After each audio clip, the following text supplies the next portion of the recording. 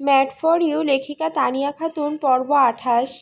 কৃষ রুহিকে বুকের মধ্যে শক্ত করে ধরে আছে। বাইরে পুলিশদের পায়ের আওয়াজ, হালকা সাইরেনের শব্দ, সবকিছু মিলে রাতটা আরো ভারী হয়ে উঠেছে। রুহির শরীর তখনও কাঁপছে, কিন্তু কৃষ এর বুকে মাথা রেখেই সে ধীরে ধীরে শান্ত হতে থাকে। ঠিক তখনই রফিক হাসান ভেতরে ঢোকেন, তার মুখে ক্লান্তি কিন্তু চোখে স্বস্তি, কারণ রুহিকে জীবিত দেখতে পেরেছে। ঠিক তখনই রফিক গলা পরিষ্কার করে বলল, বলছি কি কৃষ, এবার আপনাকে আমাদের সাথে যেতে হবে। রুহিকে আগে ওনার বাসায় পৌঁছে দিই। কৃষ বিরক্তির ভাঁজ ফেলে রফিকের দিকে তাকালো, চোখে স্পষ্ট লেখা, এখন নয়। কৃষ, আপনি দেখতে পাচ্ছেন না অনেকদিন পর আমার বউকে আবার কাছে পেয়েছি। এই মুহূর্তে আমাকে আর ডিস্টার্ব করবেন না প্লিজ।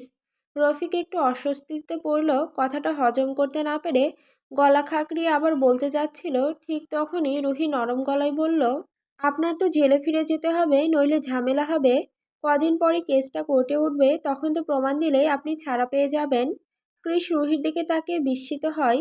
কত ভয় পেয়েছে তার লেদুটা, তবুও ঠান্ডা মাথায় রেখে যুক্তি দিচ্ছে। রফিক গভীর নিঃশ্বাস ফেলে বলল, আমি সেটাই বলতে চাইছিলাম, যদি উনি এখনই না চান, কেস উল্টো ওনার বিপক্ষে যেতে পারে।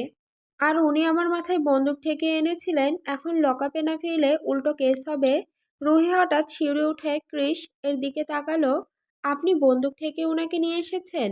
কৃষ চোখ নামিয়ে এক নিঃশ্বাস ছাড়লো, তার মুখে সেই চেনা ডোন্ট কেয়ার ভাব। লকআপে যাওয়ার আগে আমার 30 মিনিট চাই। আমার বউটা আমার প্রোটিন না পেয়ে শুকিয়ে পাঁপড় হয়ে গেছে। ওকে প্রোটিন দিয়ে তরতাজা করি, তারপর আমি আপনার সাথে যাব। দয়া করে একটু বাইরে গিয়ে অপেক্ষা করুন। রফিক কৃষের এই সরাসরি কথা শুনে হকচকিয়ে গেল। বেশ, তবে তাড়াতাড়ি করবেন, বলেই তিনি ধীরে ধীরে দরজার বাইরে চলে গেলেন। রুহি, আপনি কি পাগল? ওনার সামনে ওইভাবে বলার কি দরকার ছিল? কথাটা শেষ হতেই কৃষ এক ঝটকায় রুহিকে নিজের বুকে টেনে নেয়। তার দুহাতের শক্ত আলিঙ্গনে রুহি মুহূর্তে থমকে যায়। কৃষ নিচু গলায় ক্লান্ত অথচ গভীর ভালোবাসায় ভরা স্বরে বলে, হ্যাঁ বাটারফ্লাই, আমি পাগল, তোকে ছাড়া বাঁচতে না পারা একজন মানুষ। এই 4টা বছর আমি একটা রাতও ঠিকমতো ঘুমাতে পারিনি। বুকটা সবসময় ফাঁকা ফাঁকা লাগতো। আজ তোকে আবার কাছে পেয়েছি, তোকে ছাড়তে ইচ্ছেই হচ্ছে না। কৃষ মুখটা রুহির কানের কাছে এনে ফিসফিস করে, প্লিজ বোঝার চেষ্টা কর, আমি নিজেকে কন্ট্রোল করতে পারছি না। তার কথায় রুহির পুরো শরীর দিয়ে হালকা কাঁপুনি নেমে আসে, যেন বিদ্যুতের ঢেউ খেলে যাচ্ছে। শ্বাস আটকে আসে, চোখের পাতা কেঁপে ওঠে। কিন্তু আপনাকে তো লক আপ। কথাটা শেষ হতে না হতেই কৃষ যেন আর নিজেকে ধরে রাখতে পারে না। হঠাৎই রুহির গোলাপি নরম ঠোঁটে নিজের ঠোঁট ছুঁয়ে দেয়। এক মুহূর্তে দুজনের মাঝে সব দূরত্ব যেন গলে যায়। 4 বছরের সব যন্ত্রণা, অপেক্ষা, অভিমান সেই চুমুতেই জমে থাকা বরফের মতো ভেঙে পড়ে। কৃষের চুম্বন মুহূর্তে গভীর হয়ে ওঠে, আগুনের মতো তীব্র, থামার কোনো ইচ্ছাই নেই। রুহির ঠোঁটে নিজের সব হারিয়ে ফেলা বছরের যন্ত্রণা আর ভালোবাসা ঢেলে দেয় সে। রুহি প্রথমে হতভম্ব হয়ে যায়, তারপর ধীরে ধীরে চোখ বুজে সায় দেয়। তার নিঃশ্বাস গরম হয়ে ওঠে, কণ্ঠ কেঁপে ওঠে। কৃষ সেটা বুঝতে পেরে আরো অস্থির হয়ে পড়ে। রুহির ঠোঁটের প্রতিটা স্পর্শে কৃষের ভেতরে আগুন জ্বলে ওঠে। মনে হয় 4 বছর ধরে জমে থাকা তৃষ্ণা এখন এক মুহূর্তেই তাকে পাগল করে তুলছে। রুহির আঙুল কৃষের কাঁধে আঁকড়ে ধরে, তার শরীর যেন নিজে থেকেই কৃষের ঘনিষ্ঠতায় হারিয়ে যাচ্ছে। এতদিন পর নিজের মানুষটার স্পর্শ পেয়ে রুহির শরীর মন দুটোই গলে যাচ্ছে। কৃষ এক হাত দিয়ে রুহির কোমর শক্ত করে জড়িয়ে ধরে, আর অন্য হাতটা ধীরে ধীরে তার পিঠে, চুলে, কাঁধে ঘুরে বেড়ায়। রুহি কৃষকে থামায় না, বরং আরও কাছে সরে আসে। এই সাইটাই কৃষকে পুরোপুরি নিয়ন্ত্রণ হারাতে বাধ্য করে। রুহির মাথা যেন ঝিম ধরে আসে, সে হালকা সুরে বলে ওঠে। শব্দটা শুনেই কৃষ আরও বেপরোয়া হয়ে ওঠে। ঠোঁটের তীব্রতা বাড়িয়ে দেয়, যেন রুহির পুরো ঠোঁটটাকেই খেয়ে নিতে চাইছে। রুহি চোখ বন্ধ করে ফেলে। এতদিনের বেদনা, অপেক্ষা, সব মিলেমিশে তার বুকে শুধু একটা অনুভূতি জেগে ওঠে, এটাই তার মানুষ, এটাই তার আশ্রয়। সে কোনো বাধা দিতে পারে না, দিতে চায়ও না। একসময় কৃষ এক হাতে রুহির কোমর জোরে জড়িয়ে তাকে নিজের খুব কাছে টেনে নেয়। রুহির পা দুটো প্রায় মাটি ছেড়ে দেয়, সে প্রায় ভেসে থাকে কৃষের বাহুর ভরসায়। তারপর আকস্মিকভাবে কৃষ রুহিকে কোলে তুলে নেয়। রুহি থমকে যায়, কিন্তু তার বাহুর শক্তিতে এক অদ্ভুত নিরাপত্তা অনুভব করে।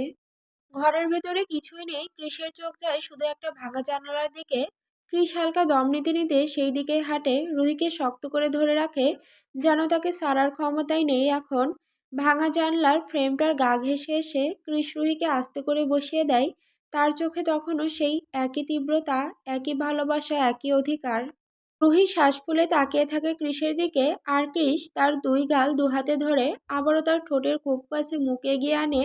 আবারও রুহির ঠোঁটে ঠোঁট মিশিয়ে দেয়। আবারও সেই দাবিদার স্পর্শে সায় দিতে দিতে রুহির নিঃশ্বাস কেঁপে ওঠে। কৃষ তার কোমল সারাপ টের পেয়ে ধীরে ধীরে নিজের শার্টের বোতাম খুলতে থাকে। রুহি দুই পা তুলে শক্ত করে তার কোমর জড়িয়ে ধরে, আর কৃষের ঠোঁটের স্পর্শে সে বারবার অস্থির হয়ে উঠতে থাকে। একটানে কৃষ নিজের শার্টটা দূরে ছুঁড়ে ফেলে। রুহির সালোয়ারের চেইনটাও আলতো টানে খুলে দেয়। রুহি আটকে গিয়ে তাকে জোরে জড়িয়ে ধরে, আর কৃষ তার পিঠ বেয়ে পুরুষালী হাত বুলিয়ে তাকে আরও কাছে টেনে আনে। ধীরে ধীরে দুজনেই নিজেদেরকে একে অন্যের কাছে উন্মুক্ত করে ফেলে। রুহির গা বেয়ে কৃষের ঠোঁটের স্পর্শ, হালকা কামড় আর গভীর আদরে রুহি যেন এক অন্য জগতে হারিয়ে যায়। কৃষও যেন এতদিন জমে থাকা সব ভালোবাসা, আদর, আবেগ একসঙ্গে উজাড় করে দেয় তার ওপর। রুহির ছোট্ট শরীরটা সবটুকু নিয়ে তাকে সামলাতে পারে না। সে বারবার ছটফট করে ওঠে, আবার কৃষের বুকের ভেতর ঢুকে যেতে চায়, যেন সেখানেই তার পুরো পৃথিবী লুকানো। কৃষ নিচু গলায় ফিসফিস করে বলে, বাটারফ্লাই, আমারটা ফিল করতে পারছিস নাকি আরো ভেতরে ঢোকাবো? রুহি থরথর কাঁপা গলায় বলে, আর না প্লিজ, আমি পারছি না। তার কথাটা শুনে কৃষের ভেতরে জমে থাকা সব উচ্ছ্বাস একটু থেমে যায়। সে রুহির কপালে একদম নরম চুমু রাখে। সরি বাটারফ্লাই, আসলে অনেকদিন পর তোকে পেলাম তো, তাই একটু বেশি কন্ট্রোললেস হয়ে গেছিলাম। রুহি তখনও হাঁপাচ্ছিল। কৃষ তার চুলগুলো সরিয়ে দেয়, আঙুল বুলিয়ে দেয় গাল বেয়ে। তারপর মুচকি হেসে বলে, আমি যতদিন জেলে থাকবো ভালো করে খাওয়া দাওয়া করবে। আমি বাড়িতে ফিরেই কিন্তু প্রতিদিন ম্যাচ হবে। রুহি মাথা তুলে হতবাক হয়ে তাকায়। কিসের ম্যাচ? কৃষ দুষ্টু হাসি দিয়ে বলে, বাচ্চা ডাউনলোড করার ম্যাচ। এরপরে দেরি করলে তো বাচ্চারা বাবা না বলে দাদু বলবে। রুহি লজ্জায় হেসে তাকে হালকা ধাক্কা দেয়। খালি উল্টাপাল্টা, আপনার কাছে তো বেশি সময় নাই, তাড়াতাড়ি করুন। কৃষ তখন আবার রুহির গলা বরাবর ঝুঁকে আসে। তার শ্বাস, তার গরম ঠোঁট সবকিছু আবার রুহিকে কাঁপিয়ে দেয়। আগে বলবি তো যে তুই আরেকবার করতে চাইছিলি? রুহি লজ্জায় মুখ ঘুরিয়ে বলে, ওটা বলিনি, আমি বলছি তাড়াতাড়ি রেডি হন। এইবার কৃষ একটু দূরে সরে দাঁড়ায়, নিজের উন্মুক্ত শরীর দেখিয়ে বলে, কেন, এমনভাবে আমায় ভালো লাগছে না নাকি? রুহি হঠাৎ চমকে উঠে মুখ ঢেকে ফেলে। অসভ্য লোক, আগে জামা পরুন। রুহির গাল এবার টমেটোর মতো লাল হয়ে যায়। কৃষ শার্ট তুলতে তুলতে তাকিয়ে হেসে বলে, নিজের দিকে তাকা, তোকে আরো বেশি সুন্দর লাগছে। আমার সামনে এমন থাকবি তাহলে সকাল দুপুর বিকেল সন্ধ্যা রাত বারবার তোকে আনবক্সিং করতে হবে না। রুহির এ সময় হুঁশ ফিরে আসে। তার শরীরে সত্যি এক টুকরো কাপড় নেই। সে তাড়াতাড়ি গুটিসুটি মেরে বসে পড়ে, লজ্জায় শরীর কাঁপছে। কৃষ নিজের শার্ট প্যান্ট পরে নেয়। তারপর রুহির সালোয়ার কামিজ তুলে নিয়ে আস্তে আস্তে খুব যত্ন করে একে একে পরিয়ে দিতে শুরু করে। রুহির চোখ বন্ধ করে থাকে পুরো সময়, যেন লজ্জাতেই শ্বাস নিতে পারছে না। সবকিছু ঠিকঠাক পরিয়ে দেওয়া হয়ে গেলে কৃষ তাকে কোলে তুলে নেয়। রুহির সমস্ত লজ্জা, ভয় আর নিরাপত্তা একসঙ্গে নিয়ে কৃষের গলা জড়িয়ে ধরে। আর কৃষ ধীরে ধীরে নিঃশব্দে রুহিকে বুকে চেপে ধরে ঘরটা পেরিয়ে বাইরের দিকে হাঁটা শুরু করে, যেন পুরো পৃথিবীটা শুধু তাদের দুজনকে নিয়েই গড়া। গাড়িটা ধীরে ধীরে রুহির বাড়ির সামনে এসে থামে। রাতের হওয়ায় একটু শীতের ছোঁয়া, আর রুহির গালে এখনও কৃষের আগে ছুঁয়ে যাওয়া চুমুগুলোর উত্তাপ লেগে আছে।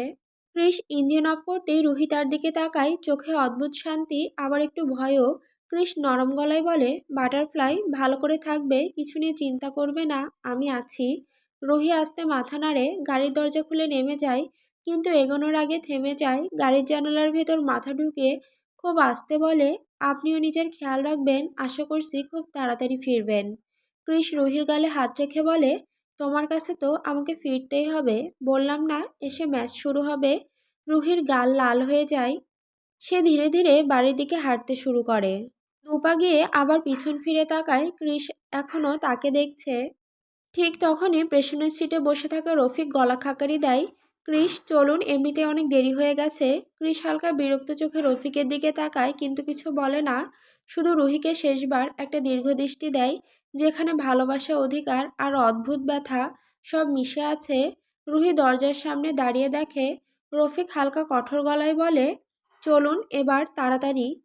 কৃষ মুখ ফিরিয়ে নেয় জানালা দিয়ে। নিঃশ্বাস ফেলে খুব নিচু গলায় বলে, বাটারফ্লাই, একটু অপেক্ষা কর। ক্রিস গাড়ি স্টার্ট করে, ধীরে ধীরে গাড়ি এগিয়ে যায়। রুহির বাড়ি পিছিয়ে যেতে থাকে। রুহি দরজার সামনে দাঁড়িয়ে থাকে নিঃশব্দে। গাড়ির লাল ব্যাকলাইট যত দূরে চলে যায়, তার বুকের ভেতরটা তত বেশি ভারী হয়ে ওঠে।